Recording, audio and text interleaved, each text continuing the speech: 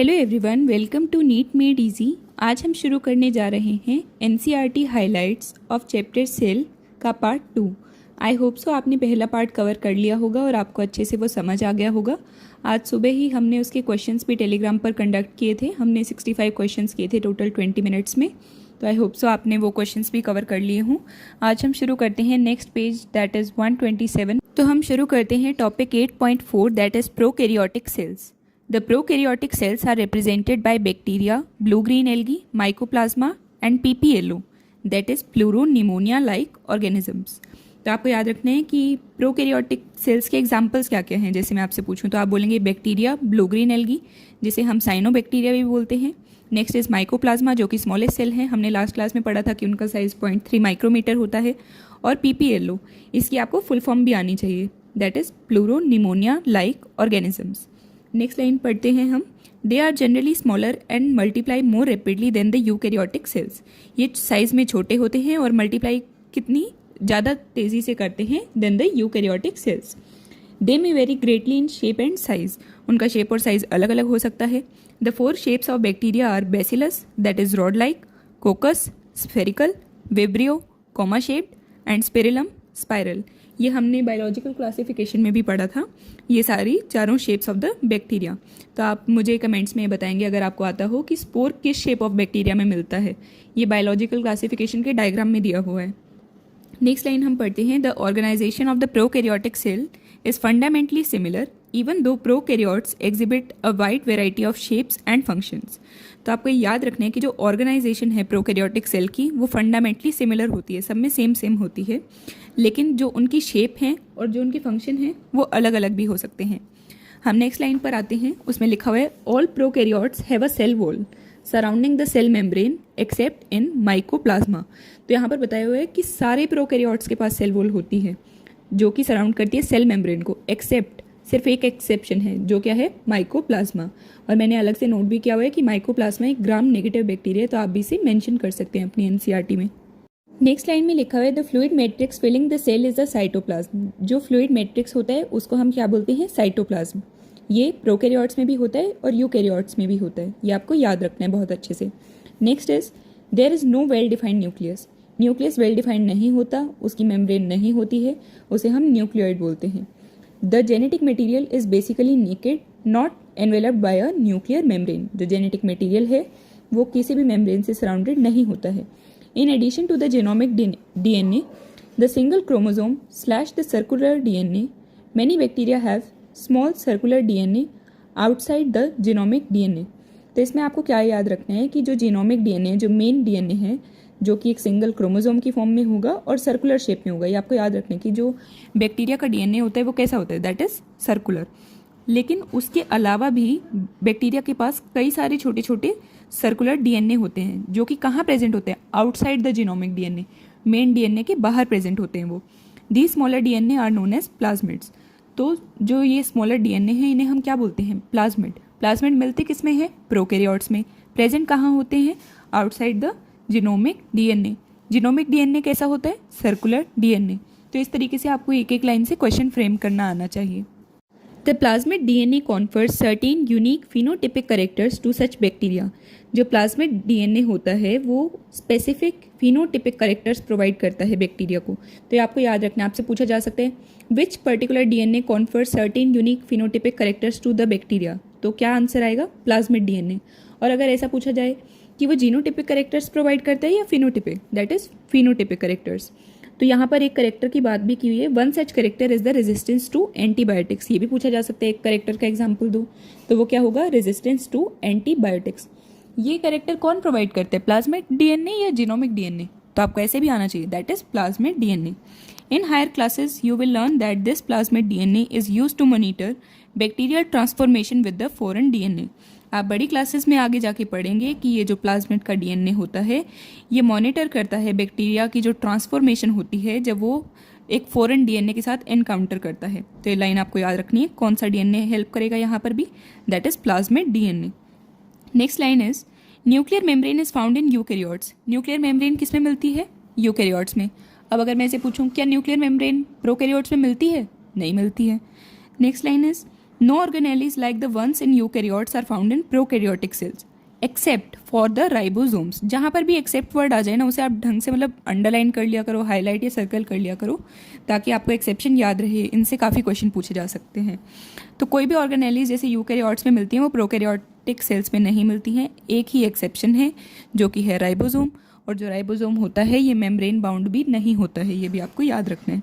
Next line is prokaryotes have something unique in the form of inclusions. तो अगर आपसे पूछा जाए इंक्लूजन्स किस में मिलते हैं, प्रोकैरियोट्स में या यूकैरियोट्स में, then the answer will be prokaryotes. Prokaryotes have inclusions. A specialized differentiated form of the cell membrane is called mesosome is the characteristic of prokaryotes. जो मीजोसोम होता है, अब ये भी मैं आपसे पूछूं तो इसका कहाँ मिलेगा, ये प्रोकैरियोट्स में मिलेगा, यूकैरियोट्स में ये नहीं मिलेगा।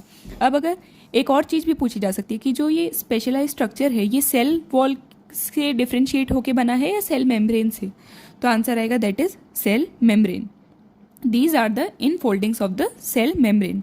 ऐसे पूछा जा सकता है कि आउट फोल्डिंग्स होती हैं, इन फोल्डिंग्स, तो होती है इन फोल्डिंग्स।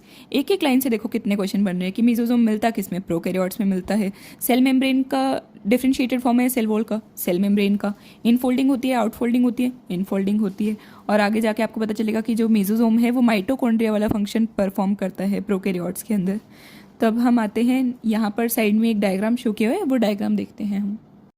नेक्स्ट डायग्राम में हमें शो किए हुए comparison of eukaryotic cell with other organisms. First हमें दिया हुआ है टिपिकल बैक्टीरिया का size, that is 1 to 2 micrometer. Next is PPLO, that is about 0.1 micrometer. Next is viruses 0.0 to 0.2 micrometer. And the last one is a typical eukaryotic cell 10 to 20 micrometer. ये sizes भी आपको याद करने हैं क्योंकि ये NCERT में गिवन है और NCERT के डायग्राम में गिवन है, तो मतलब ये वाली वैल्यूज़ भी आपको अच्छे से याद होनी चाहिए। नेक्स्ट मैंने अरेंज भी किया हुआ है इन्हें स्मॉलर साइज से लार्जर साइज़ की तरफ। तो सबसे स्मॉल साइज़ है वायरस का, फिर उससे बड़ा है PPLO, next is bacteria, next is eukaryotic cell. तो ऐसे भी आपको टेस्ट में अरेंज करने के लिए साइजेस आ सकते हैं। ये मेरे टेस्ट में आए थे इसलिए मैंने साइड में नोट किया हुआ है। अब हम आते हैं नेक्स्ट टॉपिक पर, that is cell envelope and its modifications.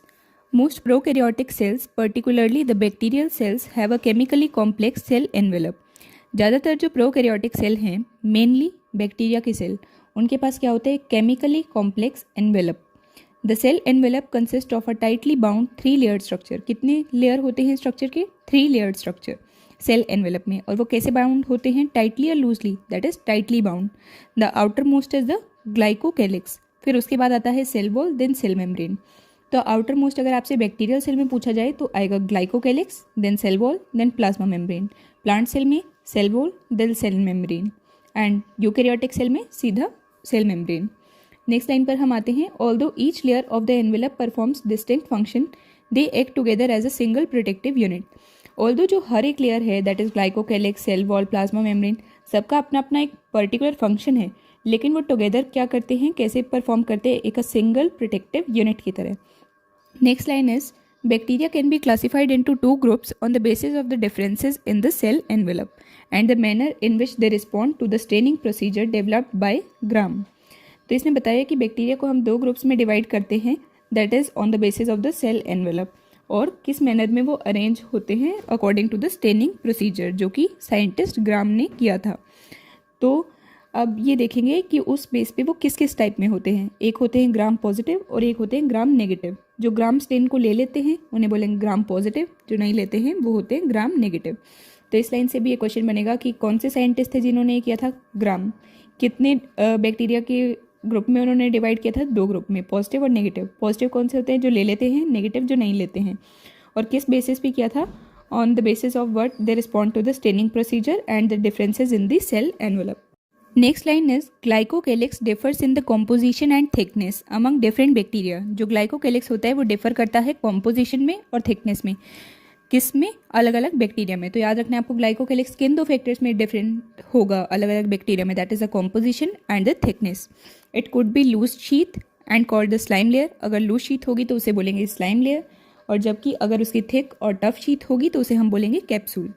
The cell wall in others it may be thick, The cell wall determines the shape of the cell and provides a strong structural support to prevent the bacterium from bursting or collapsing.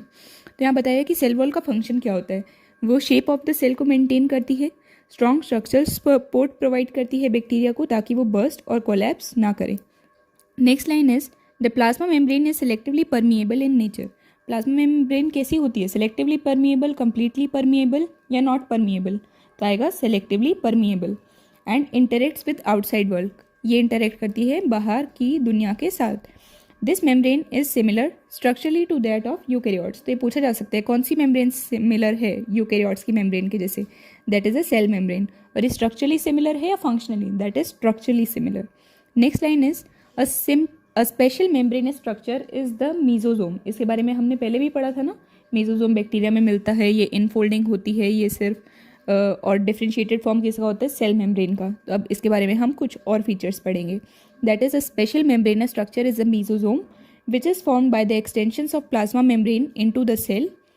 जो mesosome होता है वो form होता है extensions of plasma membrane की। कहाँ? Into the cell, not outside. Next line is these extensions are in the form of vesicles, tubules and lamellae. जो ये एक्सटेंशन होती है उनकी क्या क्या फॉर्म होती है? वेसिकल, ट्यूब्यूल और lamellae. Next line is they help in the cell wall formation, DNA replication and distribution to the daughter cells. They also help in respiration, secretion process to increase the surface area of the plasma membrane and enzymatic content. ये एक बहुत ही important question है, school exams में भी पूछा जाता है, नीट के मॉक टेस्ट आएंगे, PYQ आएंगे। इसके फंक्शंस बहुत इंपॉर्टेंट है। आपको कई सारी लाइंस में अलग अलग हमें फीचर्स और उसके जो फंक्शंस होते हैं लिख के दे देते हैं, और कई बार ये पूछ लेते हैं कि ये फंक्शन किसके हैं, तो हमें आइडेंटिफाई करना होगा कि ये मीजोजोम के फंक्शन है।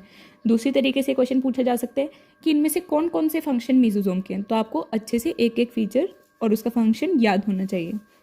नेक्स्ट लाइन पर हम आते हैं। In some prokaryotes like cyanobacteria there are other membranous extensions into the cytoplasm called chromatophores which contain pigments। एक लाइन पर ध्यान दो, मेनली जैसे कुछ वर्ड्स होते हैं ना, सम, ऑल, ये बहुत इंपॉर्टेंट होते हैं आजकल, जैसे असर्शन रीजन क्वेश्चन वगैरह आते हैं तो उसमें इन वर्ड्स पर बहुत ज़्यादा ध्यान दिया जाता है। तो यहाँ पर लिखा भी हुआ है कि सिर्फ कुछ प्रोकैरियोट्स में, जैसे कि साइनोबैक्टीरिया जिन्हें हम ब्लू ग्रीन एल्गी के नाम से भी जानते हैं, उनके अंदर कुछ मेम्ब्रेनस एक्सटेंशन मिलते हैं। कहाँ? इनटू द साइटोप्लाज्म या out of the cytoplasm, that is into the cytoplasm. इन्हें हम क्या बोलते हैं? क्रोमेटोफोर्स। इनके पास क्या होते हैं? पिगमेंट्स। और ये हेल्प किस में करते हैं? फोटोसिंथेसिस में। ये एक नीट का PYQ भी है, इसे आप अच्छे से कवर कर लीजिए। नेक्स्ट लाइन पर हम आते हैं। बैक्टीरियल सेल में बी मोटाइल और नॉन मोटाइल। बैक्टीरियल सेल जो होते हैं वो मोटाइल भी हो सकते हैं और नॉन मोटाइल भी हो सकते हैं। If motile then they have thin filamentous extension from their cell wall. तो आपको ध्यान रखना है सेल वॉल से होंगी वो एक्सटेंशंस, और उन्हें हम क्या बोलेंगे? Flagella. Bacteria show a range in the number and arrangement of flagella. जो बैक्टीरिया हैं उनके डिफरेंट टाइप्स होंगे on the basis of the number and the arrangement of flagella. Bacterial flagellum is composed of 3 parts. जो bacteria की flagella होती है वो 3 part से मिलकर बनी होती है। First is the filament, hook and the basal body. The filament is the longest portion and extends from the cell surface to the outside. जो फिलामेंट है वो लॉन्गेस्ट पोर्शन होता है ऑफ द बैक्टीरियल फ्लैजिला और extend करता है cell के surface से आउटसाइड तक। Next line is beside flagella, pili and fimbriae are also surface structures of the bacteria but do not play a role in the motility. तो यहाँ पर ये क्वेश्चन मैंने आपसे question of the day series में भी पूछा था। यहाँ पर लिखा हुआ है बिसाइड्स फ्लैजिला, पिली और फेम्ब्री भी एक चीज़ होती है जो कि सरफेस स्ट्रक्चर होती है बैक्टीरिया की, लेकिन वो कोई भी रोल नहीं प्ले करती मोटिलिटी में, दैट इज़ द मूवमेंट में। तो आपको याद रखना है, अगर सीलिया भी ऑप्शन आ जाए तो सीलिया आंसर नहीं होगा। सरफेस स्ट्रक्चर जो दिए हुए हैं that is flagella, pili and फेम्ब्री। तो फर्स्ट हम पढ़ते हैं पिलाई के बारे में। The pili are elongated tubular structure made up of the special protein. Pili कैसे होते हैं? इलोंगेटेड या शॉर्ट? These are elongated. फिर इनकी शेप क्या होती है? That is the tubular structure. किस चीज़ से मिलकर बने होते हैं? एक स्पेशल प्रोटीन से। नेक्स्ट लिखा है फेम्ब्रे के बारे में। The fimbriae are the small bristle like fibres sprouting out of the cell. ये भी फेम्ब्रे के बारे में भी मैंने रिसेंटली आपसे question of the day series में पूछा था एक क्वेश्चन, तो आपको यहाँ पर ध्यान देना है। फेम्ब्रे जो हैं वो छोटे होते हैं, किस शेप के होते हैं? ब्रिसल लाइक फाइबर्स होते हैं। स्प्राउट इनटू द सेल करते हैं या आउट ऑफ द सेल? वो स्प्राउट करते हैं out of the cell. Next line is in some bacteria they are known to help attach the bacteria to rocks in the streams and also to the host tissues. तो मैंने ये statement भी दी थी कि क्या वो सर बैक्टीरिया को rocks से अटैच करने में हेल्प करते हैं? तो आएगा नहीं, वो रॉक्स से भी हेल्प करने में हेल्प करते हैं और वो अटैच करने में हेल्प करते हैं होस्ट टिश्यूज़ से भी। तो आज हमें यहीं तक कवर करना था। आई होप सो आपको अच्छे से वीडियो क्लियर हो गई होगी। आई होप सो आपने इसकी पहली पार्ट ऑफ द वीडियो भी कवर कर ली होगी। उसके सुबह आज मैंने क्वेश्चन कराए थे, तो वो आप क्वेश्चन एक बार रिवाइज़ कर लीजिएगा। इस वीडियो को भी बहुत अच्छे से देख लेना और उसके बाद एनसीईआरटी रिवाइज़ कर लेना। कल इस पार्ट का क्वेश्चन सेशन होगा टेलीग्राम पर। मैं टेलीग्राम चैनल का लिंक कमेंट सेक्शन में प्रोवाइड कर दूँगी, पिन कमेंट में। So thank you so much. मिलते हैं कल नेक्स्ट पार्ट में। Okay, bye bye.